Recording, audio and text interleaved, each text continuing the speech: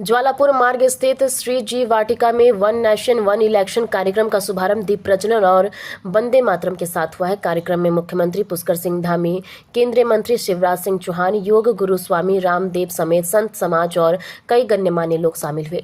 केंद्रीय मंत्री शिवराज सिंह चौहान ने रुद्राक्ष का पौधा लगाया और कहा कि बार बार चुनाव होने से सरकारी मशीनरी और राजनीतिक दलों का काफी समय चुनावी प्रक्रिया में चला जाता है, जिससे विकास कार्य प्रभावित होते हैं। उन्होंने वन नेशन वन इलेक्शन को लेकर संसद के माध्यम से आगे रास्ता साफ होने की उम्मीद जताई।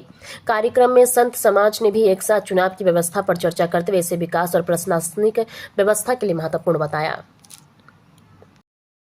एक विधान एक किसान, ये जो परंपरा है, जब भारत स्वतंत्र हुआ था उसके बाद पहला चुनाव हुआ था 1952 अर्थात 1952 में। उसके बाद से लेकर लगभग 70 तक जो है सारे देश के विधानसभाओं के और लोकसभा के चुनाव साथ में होते हैं। फिर अन्य अन्य राज्यों में विधानसभाओं को भंग करने की एक प्रक्रिया प्रारंभ हुई। बलपूर्वक जो है राज्यों की विधानसभा को भंग किया गया, मनमाफिक गवर्नरों को थोपा गया। उसके बाद ये परंपरा बढ़ती गई। वर्तमान समय में देश की जो परिस्थितियां हैं उसको देखते हुए, और ये एक बहुत अच्छा सुझाव है, इसके लिए भारत सरकार के हमारे केंद्रीय कृषि मंत्री माननीय शिवराज सिंह चौहान जी और हमारे उत्तराखंड के मुख्यमंत्री माननीय पुष्कर सिंह धामी जी ने सबसे पहले यहाँ हरिद्वार से शुरुआत किया है। संतों के इसमें क्या सुझाव हैं, क्या उनके विचार हैं और वो उनका क्या आशीर्वाद है। तो हम लोग तो एको ब्रह्म द्वितीय नास्ति के सिद्धांत को मानते हैं। अगर सारे देश में एक साथ चुनाव होता है, 6 महीने का एक समय निर्धारित कर दिया जाए, सभी दलों के जो वरिष्ठ नेता है वो मिल करके ये एक बार लोकसभा का चुनाव, 2 महीने बाद विधानसभाओं का, उसके बाद में नगर पंचायत नगर पालिकाओं के 6 महीने खाली चुनाव, उसके बाद विकास के काम में लगे रहे, क्योंकि सारा प्रशासन उसमें जो है बंधक हो जाता है। हर राज्य में कहीं देखो जहाँ आचार संहिता लगी रहती है। तो विकास को, अगर भारत को विकसित भारत बनाना है तो उसके लिए एक चुनाव एक देश का जो नियम है वो स्वागत योग्य है और हम सब लोग इसका स्वागत करेंगे। तो पहले लोकसभा में ये प्रस्ताव आएगा, पास होगा, उसके बाद राज्य की विधानसभाओं में इसको पास कराना पड़ेगा, क्योंकि संविधान संशोधन एक नया कानून बनाना है। तो जब तक 2/3 बहुमत के आधार पर ये नहीं होगा, लागू नहीं हो सकता। वार्तालाप होना अच्छी बात है लोकतंत्र में। संवादहीनता समस्याओं को जन्म देती है, लेकिन संवाद समस्याओं को हल करता है। इसलिए संवाद की शुरुआत हुई है और हरिद्वार से जब भी किसी आंदोलन की शुरुआत होती है और राम जन्मभूमि का आंदोलन हो, वो मुझे आशा है कि सिरे चढ़ेगा। सभी संत अपना अपना इसमें आशीर्वाद देंगे माननीय मुख्यमंत्री जी को और भारत सरकार के कृषि मंत्री शिवराज सिंह जी को पुनः एक बार हरिद्वार आगमन पर और संतों के साथ प्रथम गोष्ठी करने पर बहुत बहुत शुभ आशीर्वाद। आभार।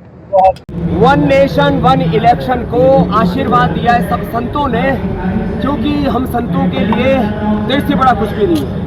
माता भूमि पुत्र हम पृथिव्याः जननी जन्मभूमि स्वर्गादपि गरीयसे के हम उपासक हैं। वन नेशन वन इलेक्शन से शिक्षा तंत्र में भी सुधार होगा, क्योंकि 6 महीने साल भर में इलेक्शन ही चलते रहते हैं, उससे और विकास योजनाएं भी बाधित तो होती हैं। तो वन नेशन वन इलेक्शन का होने से हमारे जो गुरुजन, जो लगभग उनका 30% समय तो चुनाव कराने में लग जाता है, बच्चों को पढ़ाएंगे, देश आगे बढ़ेगा।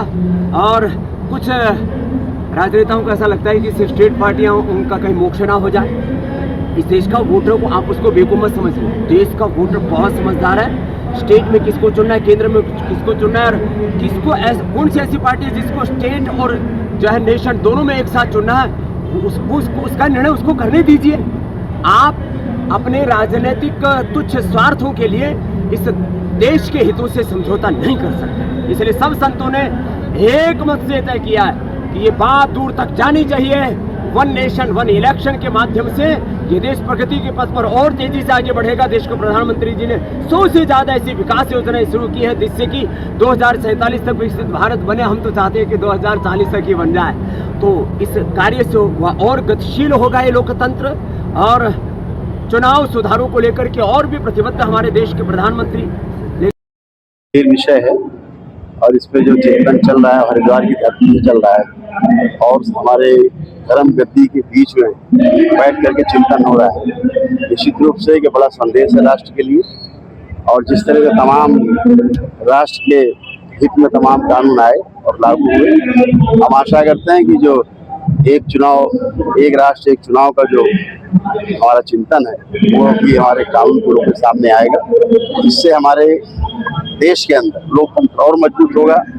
हमारी शिक्षा और स्वास्थ्य, न्याय, कृषि, अन्य जो जनता के संबंध में उनको मजबूत करने वाले और समान अधिकार देने वाले विषय हैं, वो निश्चित रूप से और मजबूत होंगे और हमारा देश तमाम जो चीज़ों को नुकसान सहता है अलग अलग चुनाव में, उनसे बचेगा। और वह जो संपत्ति है जो चुनाव में नष्ट होती है वह बचेगी, तो राष्ट्र के धारा में, मुख्य धारा में वो काम आएगी। और उसका हमारे नवयुवकों को, महिलाओं को, बच्चों को, बुजुर्गों को, सभी को उसका लाभ मिलेगा। हम शुभकामनाएं देते हैं कि यह संकल्प है एक राष्ट्र एक चुनाव का, वह पूरा हो और हमारे पूरे देश का जो हमारा लोकतंत्र है और मजबूत। तमाम साधु संतों ने, सभी मत, सभी संप्रदाय, मतांतर के साधु संत यहाँ पंचपुरी में एकत्रित हुए हैं और सभी ने एक मत से देश के लिए एक राष्ट्र और एक चुनाव, इस पर अपनी सहमति व्यक्त की है। और इसके साथ साथ और भी कई सुझाव रखे हैं कि देश के अंदर समान शिक्षा, एक ही बोर्ड लागू हो, गरीब का बच्चा, अमीर का बच्चा एक ही व्यवस्था में पढ़ना चाहिए और समान चिकित्सा व्यवस्था, इस पर संतों ने विचार रखे हैं। और देश के अंदर जो फ्री, जो बिजली कर दो, पानी कर दो, राशन कर दो, तो इस पर संतों ने बहुत आपत्ति व्यक्त की है और कहा है ये व्यवस्था बंद होनी चाहिए। देश के नागरिक को काम मिलना चाहिए, वो श्रम के द्वारा काम करके अपने परिवार, अपने बच्चों को और खुद को पाल सके, ऐसा देश के अंदर होना चाहिए। तो ऐसे बहुत महत्वपूर्ण विषयों पर यहाँ संतों की चर्चा अभी जारी है और बहुत सारे विषय यहाँ पर आए। हर वो व्यक्ति जो इस देश से प्यार करता है, मातृभूमि की वंदना करता है, वंदे मातरम गाता है, वो चाहता है ये राष्ट्र सशक्त हो, विश्व गुरु बने।